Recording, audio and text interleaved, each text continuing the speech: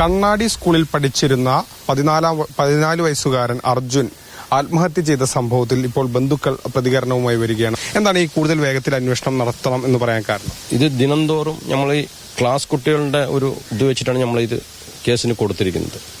അതുമല്ലാതെ നമ്മൾ ഓരോ കുട്ടികളുടെ വീട്ടിലേക്കും ഇവർ ടീച്ചേഴ്സ് വിളിച്ച് കാര്യങ്ങൾ പറഞ്ഞ് ബ്രെയിൻ വാഷ് ചെയ്തുകൊണ്ടിരിക്കുകയാണ്. ഇന്ന പോലെ നാളെ പ്രശ്നം നിങ്ങൾക്ക് വരും, അത് ചെയ്യേണ്ട അങ്ങനെ ചെയ്യേണ്ട എന്ന് പറഞ്ഞിട്ട് പ്രശ്നം വന്നുകൊണ്ടേയിരിക്കുന്നത്.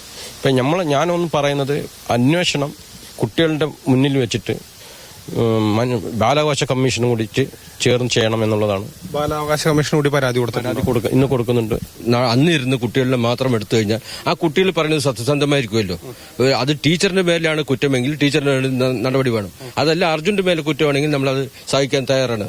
ആ സ്കൂളിൽ അത്രയും വിഷമിച്ചിട്ടാണ് അവരോട് എല്ലാ കുട്ടികളോടും പറഞ്ഞിട്ട് വന്നിരിക്കുന്നത്. നമ്മളുടെ വീട്ടിൽ മാത്രം പറയാത്തുള്ളൂ, ബാക്കി എല്ലാ കുട്ടികളോടും നാളെ ഞാൻ വരില്ല, ഈ ടീച്ചറിന്റെ ശല്യം തൊടുത്തോടും, ഞാൻ മരിക്കുന്നതോടെ ടീച്ചറിന്റെ ശല്യം നിങ്ങൾക്ക് തീരും എന്ന് പറഞ്ഞിട്ട് അത്രയും ഇതായിട്ട് വരുമ്പോൾ നമ്മൾക്കിതൊന്നും അറിയില്ലായിരുന്നു ആദ്യം. അച്ഛൻ ഒരു ചിത്രം പുറത്തു വന്നിട്ടുണ്ട് അർജുനെ മർദ്ദിച്ച പാടുള്ളത്. അതെങ്ങനെയാണ് നിങ്ങൾക്ക് ലഭിച്ചത്? എങ്ങനെയാണ്? നവംബർ 12 എനിക്കൊരു കഴിഞ്ഞ വർഷം നവംബർ 12 ശേഷം എനിക്ക് എന്റെ വൈഫ് ഒരു ഫോട്ടോ അയച്ചു തന്നതാണ്. ഫോട്ടോ അയച്ചു തന്നിട്ട് എന്നെ മോനെ ഇങ്ങനെ തല്ലിയിട്ടുണ്ട് ആശ ടീച്ചർ എന്ന് പറഞ്ഞിട്ട്.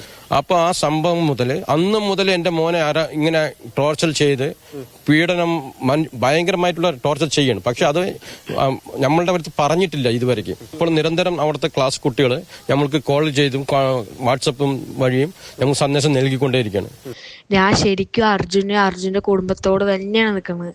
പക്ഷെ ഞാൻ ആ ഒരു സമയം നമ്മുടെ ക്ലാസ്സിൽ കുറച്ച് പേര് കരയും, എന്നെ കുറച്ച് നമ്മുടെ കൂട്ടുകാരൻ തന്നെ മാനിപ്പുലേറ്റ് ഒക്കെ ചെയ്തിട്ട് എന്നെ നിർബന്ധിതനാക്കിയിട്ടാണ് കൊണ്ടുപോയി പറയിപ്പിച്ചത്. ഞാൻ ആ ഒരു സമയം എൻ്റെ മൈൻഡ് ഫുള്ള് പോയിരിക്കുകയായിരുന്നു. അവൻ വന്നിട്ട് ഇങ്ങനെയൊക്കെ എന്നൊക്കെ പറഞ്ഞപ്പോൾ പിന്നെ ആ ടീച്ചേഴ്സൊക്കെ അവിടെ ഉണ്ടായിരുന്നു. ഇങ്ങനെ ധൈര്യത്തോടെ അങ്ങനെ കുറേ എന്നെ മാനിപ്പുലേറ്റ് ചെയ്യാനൊക്കെ ശ്രമിച്ചിട്ടാണ് ഞാൻ അങ്ങനെ പറഞ്ഞത്. അവന് നീതി കിട്ടട്ടെ. 20 പേര് 25 പേര് മൊഴിയെടുത്തു എന്ന് പറയുന്നുണ്ട്. പക്ഷെ ഞങ്ങൾക്ക് അറിഞ്ഞ വഴിക്ക് ആർക്കും മൊഴിയെടുത്തിട്ടില്ല പോലീസ്. നമ്മളിപ്പോ ഒരാളെയും അന്വേഷണ ഉദ്യോഗസ്ഥനെ ഒരാളെയും കുറ്റപ്പെടുത്തുന്നില്ല. കാരണം അന്വേഷണം ഏതിലേക്ക് പോകും നമുക്ക് അറിയാനും പറ്റത്തില്ല.